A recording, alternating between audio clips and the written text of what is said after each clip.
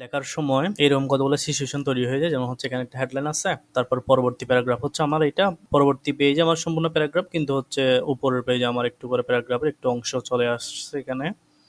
আবার যদি নিচের দিকে যায় তাহলে এখানেও সেম অবস্থা। এই লাইনটা কিন্তু আমাদের এই প্যারাগ্রাফেরই একটা অংশ। তাহলে এটা এই পুরা প্যারাগ্রাফ এটা এখানে আটে নেবে, এটা এদিকে চলে আসছে আর কি। এখন অনেক সময় প্রয়োজন হয় কি সবগুলা প্যারাগ্রাফ একসাথে রাখার প্রয়োজন হয়, তখন কি করবেন, তখন জাস্ট আপনার লেখাগুলো সিলেক্ট করবেন, সবগুলো লেখা সিলেক্ট করবেন।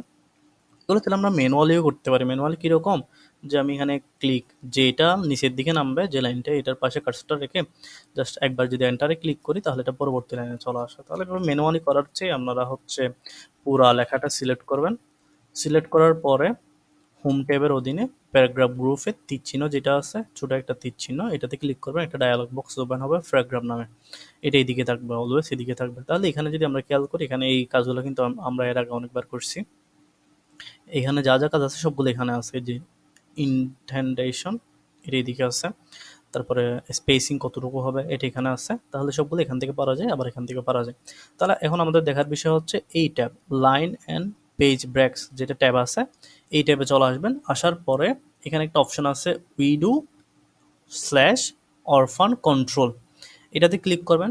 ক্লিক করার পর যদি ওকে ক্লিক করেন তখন কি হবে, আপনার যে প্যারাগ্রাফগুলা আলাদা আলাদা ছিল, প্যারাগ্রাফের কিছু অংশ এখানে কিছু অংশ এখানে এরকম ছিল, সেগুলা একটা প্যারাগ্রাফে হয়ে যাবে, নিচের দিকে নেমে যাবে। আমরা যদি উপরের দিকে চলে যাই তাহলে এদিকে চলে আসছে। আচ্ছা, এই কাজটা হচ্ছে এটা। এখন আরেকটা জিনিস প্রয়োজন হয়, আমার হেডলাইন ওয়ান এখানে ঠিক হয়ে আছে, এগুলো হচ্ছে হেডলাইন ওয়ানের অধীনে। আবার এখানে আমরা হেডলাইন টুটা এখানে আছে, আবার হেডলাইন টু লেখাগুলো অন্য পেজে। এবার আমরা যদি আরেকটু নিচের দিকে যাই, আমাদের হেডলাইন থ্রি লেখাগুলো এইদিকে আছে, হেডলাইন থ্রিটা এদিকে আছে, হেডলাইন থ্রি লেখাগুলো এইদিকে আছে। তখন এটা একটু ব্যামারান হয়ে গেল না? আমাদের হেডলাইন এখানে, এখানে ওয়ান টাইপ অফ আমাদের কি বলা যায় এগুলো, এটাকে বলা যায় আমার বাবা থাকে হচ্ছে লন্ডন, আমি আছি হচ্ছে শ্রীলঙ্কাতে বসে আছি আমি, এরকম হয়ে গেছে আর কি। তাহলে বাবার সাথে তার ছেলের কোনো যোগাযোগ নেই, এরকম হয়ে গেছে। তাহলে আমরা যোগাযোগটা ক্রিয়েট করে দিতে চাই। এটার জন্য আমাদের ম্যানুয়ালি যেগুলা হেডলাইন আছে হেডলাইনগুলো সিলেক্ট করতে হবে। তাহলে আমি এটা সিলেক্ট করলাম, আবার নিচের দিকেরটা সিলেক্ট করতে গেলে একটু ঝামেলা হয়ে যাবে, একটু কঠিন হয়ে যাবে আর কি কাজটা। তো আমি কি করতে পারি, আমি এটাকে সিলেক্ট করে, এটার মতো সিমিলার ফরম্যাটিং হচ্ছে এটা হেডলাইন থ্রি। তো আমি কি করতে পারি, এটাকে সিলেক্ট করার পরে হোম মেনুর অধীনে এখানে একটা সিলেক্ট একটা অপশন আছে, এখানে গিয়ে select all text with similar ফরম্যাটিংয়ে ক্লিক করব। তাহলে এই সিমিলার ফরম্যাটিং যেটা ছিল এটাও সিলেক্ট হয়ে গেছে। যাওয়ার পরে আমি প্যারাগ্রাফের তীর চিহ্নতে যাব, যাওয়ার পর এখান থেকে কিপ উইথ নেক্সট এটাতে ক্লিক করে যদি আমি ওকে ক্লিক করি তাহলে এই বাপের সাথে ছেলের সম্পর্ক জুড়ে যাবে আর কি। মানে আপনার হেডলাইন যেখানে হেডলাইনের লেখাগুলা সেখানে এইরকম হয়ে গেছে। আচ্ছা, তারপর আমাদের আরেকটা জিনিস মাঝে মাঝে প্রয়োজন হয়, যেমন এটা, যে এখানে আমার এই পুরোটা হচ্ছে একটা প্যারাগ্রাফ, এই পুরাটা একটা প্যারাগ্রাফ, প্যারাগ্রাফের কিছু অংশ এইদিকে আবার কিছু অংশ এইদিকে। তো আমি যদি এগুলো একসাথে রাখতে চাই তাহলে আমাকে প্যারাগ্রাফটা প্রথমে সিলেক্ট করতে হবে। আমি প্যারাগ্রাফটা হচ্ছে বাম ক্লিক চেপে ধরে এভাবে সিলেক্ট করতে পারি, অথবা আমরা জানি যে কোনো একটা প্যারাগ্রাফের উপর ট্রিপল ক্লিক করলে পুরো প্যারাটা সিলেক্ট হয়ে যায়। সিলেক্ট হওয়ার পরে তীর চিহ্নে যাবেন, তীর চিহ্নে যাওয়ার পর কিপ লাইনস টুগেদার এটাতে ক্লিক করে দিবেন, মানে আমরা সবগুলো লাইন একসাথে থাকবে।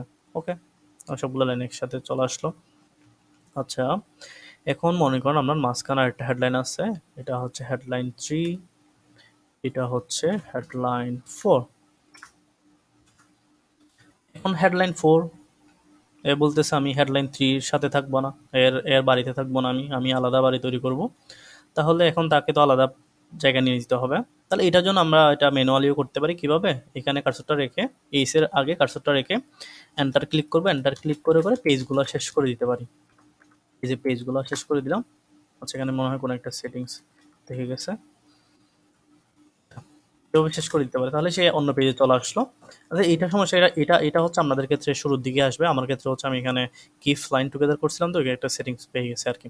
তাহলে এখন এ আলাদা ঘরে চলে আসলো, কিন্তু আমি এটা হচ্ছে এটা এন্টার দিয়ে দিয়ে আনলাম। এন্টার দিয়ে দিয়ে আনলে কি হয়, একটা এন্টার দিলে কিন্তু নতুন একটা প্যারা তৈরি হয়। এটা কেমনে বোঝা যায়, প্যারাগ্রাফের একটা অপশন আছে শো হাইড অপশন, এটাতে ক্লিক করলে তখন বোঝা যায় আর কি, এই যে এখানে অনেকগুলো প্যারা তৈরি হয়েছে। তো এটা যদি আমরা অ্যাভয়েড করতে চাই তাহলে আমরা এটা এদিকে আছে। এখন এই এন্টার দিয়ে দিয়ে আমরা আনবো না, আমরা হচ্ছে এটা ম্যানুয়ালি না এনে আমি হচ্ছে একটা অপশন আছে এই অপশনটা দিয়ে আনবো। তাহলে হেডলাইনের পাশে কার্সরটা রাখবো, রাখার পরে তীর চলে যাব, তীর যাওয়ার পর এখান থেকে পেজ ব্রেক বিফোর, এটাকে বাংলা বাংলা কিন্তু আমরা সহজে বুঝতে পারি। পেজ ব্রেক বিফোর মানে এই কার্সরের আগে থেকে একটা পেজে চলে যাবে, বাকিটা আলাদা পেজে চলে যাবে, মানে পেজটা ব্রেক হয়ে যাবে, এই জায়গায় পেজটা ভেঙে দিবে। তাহলে পেজ ব্রেক বিফোর দিলাম, ওকে। তাহলে কার্সরের আগে একটা পেজে চলে গেছে, কার্সরের পরে আরেকটা পেজে চলে গেছে। এখন হচ্ছে হেডলাইন 4 আলাদা একটা ঘর তৈরি করছে আর কি।